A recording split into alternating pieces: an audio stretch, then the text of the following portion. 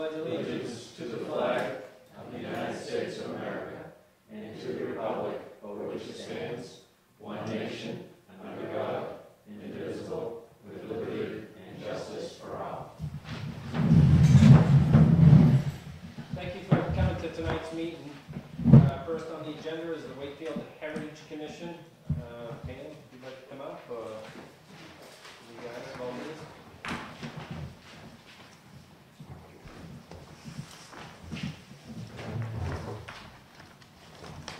we have a couple of things, and we noticed we're the only ones on the agenda, so we guess we could spend as long as we needed. She told me 10 minutes. 10 minutes? We've already had 2 meetings this week. Yeah, we're a little tired. Well, first of all, this is our first newsletter from the Union Station, so we're going to give, you already have one, right? No. Okay. We're going to give, here's one for Teresa. They'll be out for others, and we're emailing them out to people tomorrow. So that's our first newsletter. We're going to be doing them 5 or 6 a year. What I'd like to do first is the presentation of the CLG mill site project. As you know, that we received a grant to do a study of all the water-powered mill sites in the town. They actually did 18 of them. This is the finished product in print form, which I would like to present to the Selectmen, to the town hall for a copy. It is going to be, it's really, this started out with the Heritage Commission having an idea that it would be great to get the history on these different mill sites and have it available for our residents, and maybe do a self-guided brochure that people could go out and look at them.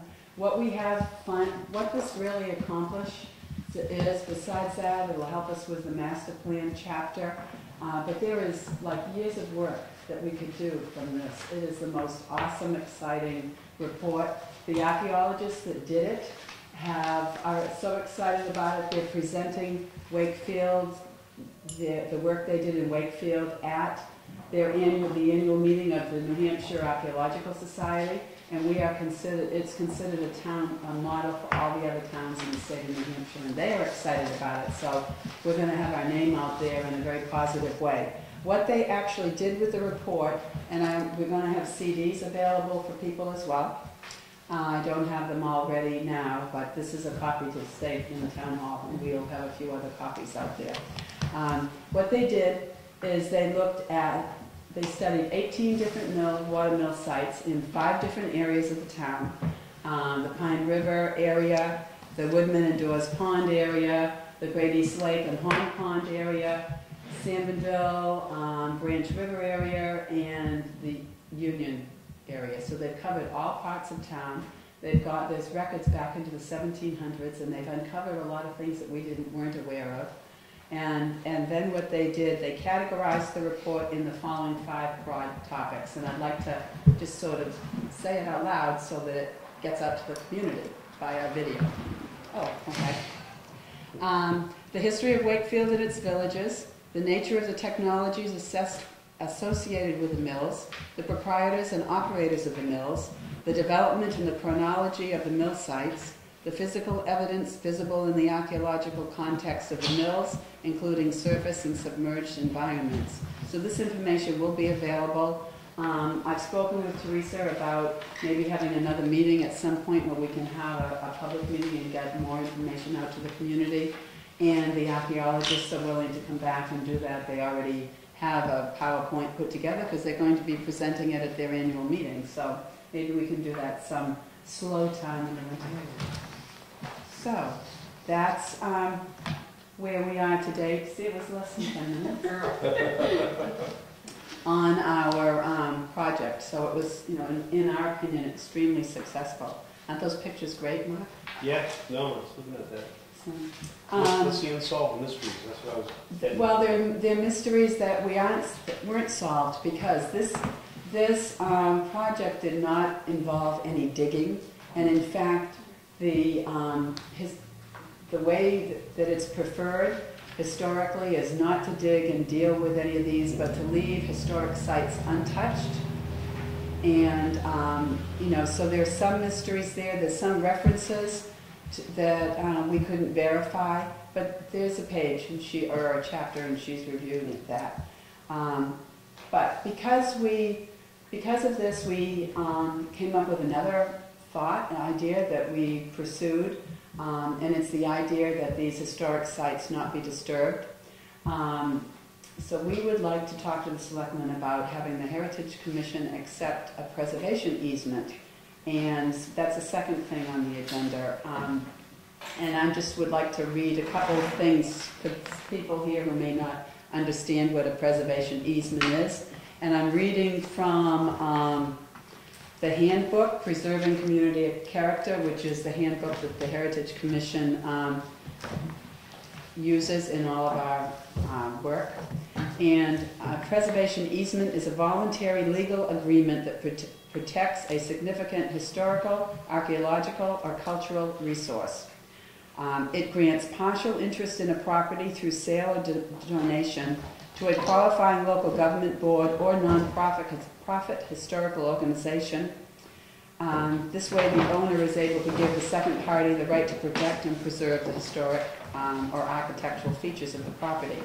It's a legally enforceable agreement filed at the County Registry of Deeds, and it will ensure that future owners will be aware of the restrictions that run with this property. It clearly defines the historical significance of the property and will specify what features are to be protected. It does extend to archaeological sites. I've actually printed a copy for each of you, which I'll... Do you see? No, they're here. I just had them here.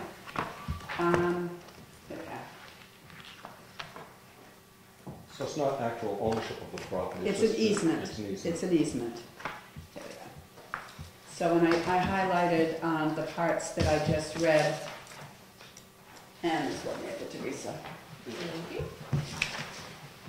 And so an easement can be held by a nonprofit. It can be held, a historic easement can be held through the Preservation Alliance, or it could be held by the Heritage Commission, a local group. And what we're talking about tonight, what we're going to be talking to you about, is the Heritage Commission holding this easement because it will be much easier to monitor, and maybe I could answer some of those questions after Phil presents the property that we're talking about. If you want to read it. The property that we're talking about is down on Old Stage Road. I put this little chart together. This is the tax map for the piece of property. Piece of property is this big field right here, and the site that's in this field is right here, indicated with a square mark. And these are a couple, 3-4 pictures of what the site actually looks like. I mean, it looks like just a field, but this is the site of the Old Maids Tavern. Now let me read a little historic blurb about that Old Maids Tavern. The Old Maids Tavern was a large 2-story house painted yellow, front door in center of the house facing west. There was a winding staircase in center of the house at end of the wide hallway. The proprietors were sisters, both spinsters, hence the name Old Maids. Their name on this was Hall, but their actual name was Gilman. The old tavern prospered for several years and had a reputation of being as good as any country tavern in the state. So we had a sign. There was a sign on that Old Maids Tavern a few years because that's where I grew up down there. And the sign said, "Site of Old Maids Tavern, 1789 to 1921."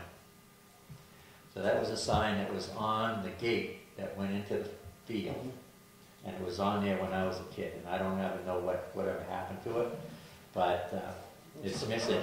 Was that 25? This is It's part of the Twombly property, and at some point it may be sold and potential subdivision. And so we'd like to protect this site. Right now, it's an archaeological site because there's nothing other than stones and some granite above the ground. What happened to the end of the building? We don't know. I can't find any historical documents saying Yeah. whether it's torn down or burned down. We don't really know. 1920s and 30s, they had a lot of We'll kerosene find- fires right. from lanterns in the We houses. might be able to do some more digging to find out exactly what happened to it, but we haven't done that as yet. Now, the deed says, the deed from Harriet Hall, John Hall, and Percy Hall to John R. Downs, who is my great-great-grandfather. So that was in 1889, and he paid $300 for it. So- The house would be, Way down. Yeah. It's this- across from where, This little farm right here, yeah, it's right directly across from that farm right there. The farm where I grew up is right down here. Yeah. This is the farmhouse right there. Right now, the field is it's only hay for mulch hay.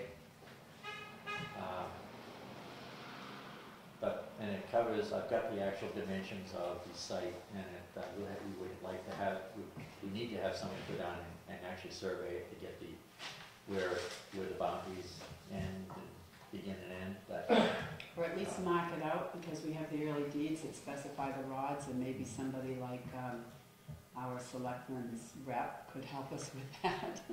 and if this works out pretty well, there are probably several other sites in town that we might want to do this too. Yeah. Also get preservation easements for, especially some of these mill sites. This is probably critical that if we can do it right away, because my brother owns this piece of property now, and he's contemplating selling this whole piece for development. Is So, there there's a no cost to this easement? There's no cost. No cost to the town? There's no The cost. one, in a way, there is a peripheral cost to the town, because we would have, I'm sure the town's attorney would want to review the deed, or maybe even prepare it. Have to draft the easement, right? Well, the Yeah. easement, we can Yeah. get the wording from Preservation Alliance and pass it on to Rick and see if he's in agreement. But there'd probably be recording fees at the registry, which are minimal. Yeah, they're talking a couple $300. Yeah, you know. And as far as taxes go, all that field, I think and this is field here, and this is all woodland up in here. I think all of that is in current use. Just out of fairness, does putting something into an easement like this devalue the property so that the tax rate would be going down on it, or? Well, the honest, It Well- actually could increase it. It actually could increase it because it's going to show significance in it. Historical easements it depends on how you look at it. Some people are going to say there's no value there, but others are going to consider it being, really important, and it could increase. I'm just wondering it from the assessor's from an assessment point of view, what it does to it, but To the abutting properties?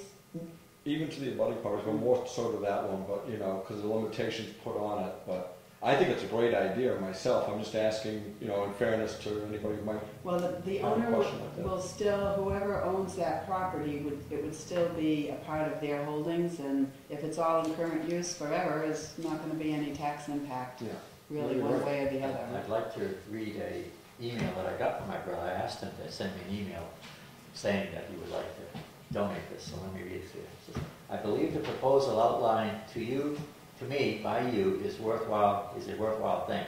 It is a real part of Wakefield history, and I certainly support the project. The property where the Old Maid's Tavern was located on Old Stage Road was bought by my great-great-grandfather, John R. Downs, in 1889, and it's been in our family ever since.